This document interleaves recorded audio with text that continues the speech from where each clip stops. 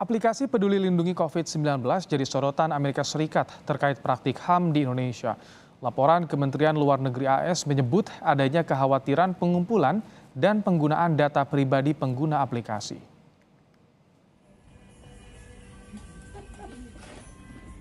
Aplikasi Peduli Lindungi COVID-19 Indonesia jadi sorotan setelah Departemen Luar Negeri Amerika Serikat merilis laporan praktik hak asasi manusia tahun 2021 di berbagai negara termasuk Indonesia.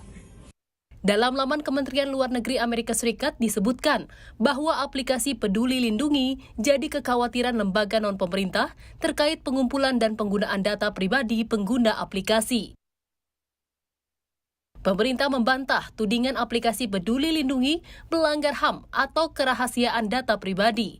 Kementerian Kesehatan menjamin sistem elektronik pada aplikasi Peduli Lindungi aman dan layak digunakan. Kementerian Kesehatan juga sudah melakukan berbagai penilaian baik itu dari aspek teknis maupun aspek legalitasnya.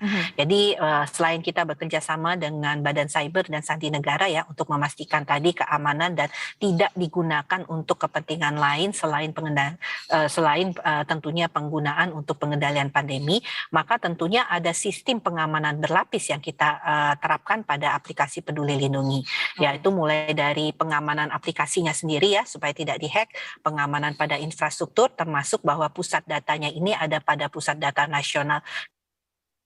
Menko Polhukam Mahfud MD menegaskan, aplikasi Peduli Lindungi dibuat pemerintah untuk menangani pandemi COVID-19.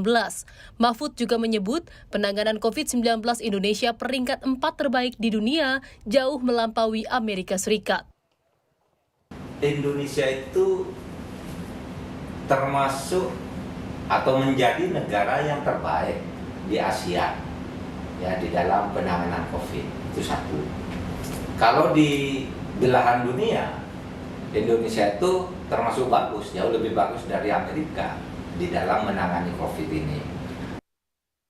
Komisioner Komnas HAM Khoirul Anam menyebut aplikasi Peduli Lindungi jadi bagian dari kewajiban pemerintah melindungi warga di tengah darurat kesehatan.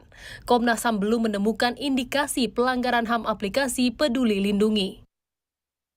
Nah ini menurut kami bagian dari sesuatu yang memang harus dilaksanakan oleh pemerintah. Nah terkait apakah ini pelanggaran hak asasi manusia dalam konteks privasi, kami belum melihatnya dan memang tidak ada pengaduan terkait itu. Aplikasi Peduli Lindungi selama ini digunakan sebagai alat pencegahan pasien COVID-19 dan warga yang beresiko berkeliaran di tempat umum. Dari data Kemenkes selama 2021-2022, aplikasi Peduli Lindungi sudah mencegah lebih dari 3 juta orang dengan status merah atau vaksinasi belum lengkap masuk ke ruang publik. Tim Liputan Kompas TV.